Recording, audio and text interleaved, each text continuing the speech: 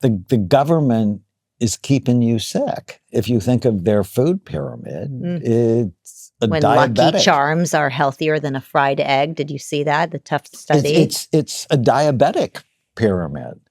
And given that 50% of people in the United States are diabetic or pre-diabetic, you need to get rid of the simple carbs. They did a study at the Mayo Clinic, and they looked at people at a fat-based diet. So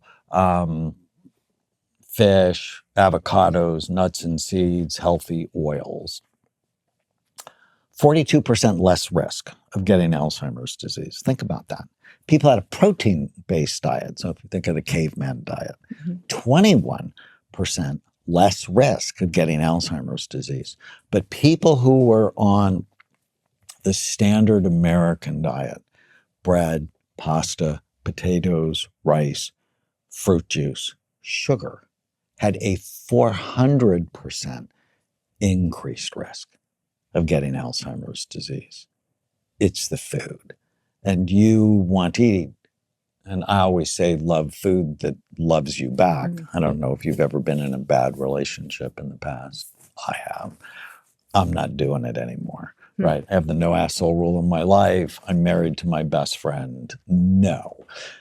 And I'm not going to have a bad relationship with food, which is, I love Rocky Road ice cream. Yeah, but it beats you up. It makes you fat, depressed, and feeble-minded. So, no. What about in moderation? They say everything in moderation except for moderation. So in moderation? That's the gateway thought to hell. No Everything moderation. Everything in moderation is the gate. Because as soon as you say that, you're going to cheat, right? It's like...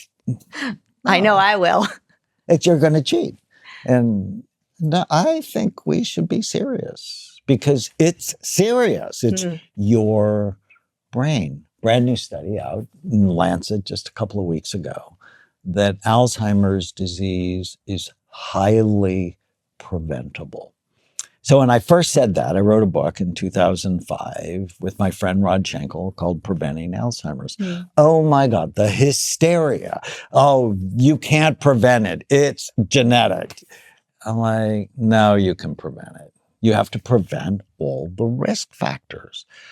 So I have a mnemonic I write about and like called Bright Minds. You want to keep your brain healthy or rescue it. You have to prevent or treat the 11 major risk factors that steal your mind. And Bright Minds, the D is diabesity. 74% of Americans are overweight. 43% are obese. As your weight goes up, the size and function of your brain goes down. And now I've been called a fat shamer. I'm not. I'm just know the truth. The truth will set you free. Being overweight or obese is bad for your brain. And it doesn't mean you should be skinny. That's not good for your brain.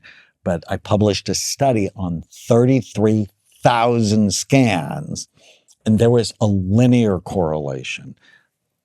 Your weight went up, size of your brain went down. What about the type of food one eats? So carnivores versus vegans or vegetarians. Have you studied any of that? I have. Vegetarians have a higher incidence of depression, but you can do either one in a healthy way or either one in an incredibly toxic way. So one of our doctors is vegetarian, but he was having pasta and potato chips as a staple in his diet. And his cholesterol was terrible and his health was terrible. And he's like, oh, I'm still going to be a vegetarian, but I'm going to do it in a much healthier way. So you have to supplement omega, et cetera, right? Because there are certain things you can't get. With omega-3 fatty acids and B vitamins, which often you find in meat.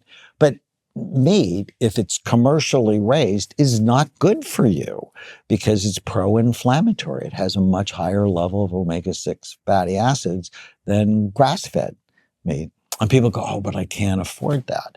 It's like, well, at least on my program, you'll eat less. And so you'll be able to afford it. Plus, what does it cost to have a brain that doesn't work right?